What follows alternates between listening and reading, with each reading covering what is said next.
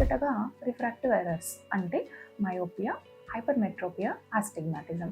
పిల్లలు స్కూల్లో black board కనబడట్లేదు అని కంప్లైంట్ చేయడం, అలాగే టీవీ, పుస్తకాలు దగ్గరగా పెట్టుకొని చూడడం, ఎండలోకి వెళ్ళినప్పుడు కళ్ళను చిట్లిచ్చి చూడడం వీటి లక్షణాలు. వెంటనే కంటి పరీక్ష చేపించి కళ్ళజోడు వాడినచో ఈ ప్రాబ్లమ్ని మనం సరి చేయవచ్చు. రెండవది ఆంబ్లయోపియా ఆర్ లేజీ ఐ.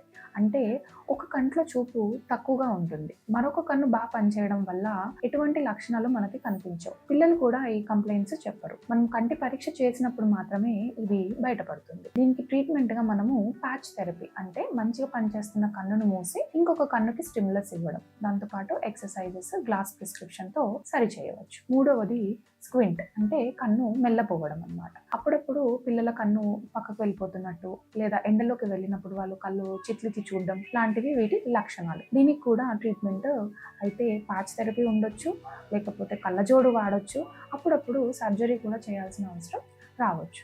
నాలుగవది పుట్టుకతో వచ్చిన మోతిబిందు మరియు కనురెప్పలు వాలిపోవడం అంటే టోసిస్. దీనివల్ల ఈ రెండు సమస్యల వల్ల కంటిలో చూపు అభివృద్ధి ఆగిపోతుంది. క్యాటరాక్ట్ అయితే వెంటనే శస్త్రచికిత్స చేయాల్సి ఉంటుంది. టోసిస్కి అయితే దాని గ్రేడింగ్ని బట్టి మనకి ట్రీట్మెంట్ ఆప్షన్స్ ఉంటాయి. నాలుగవది అలర్జీ.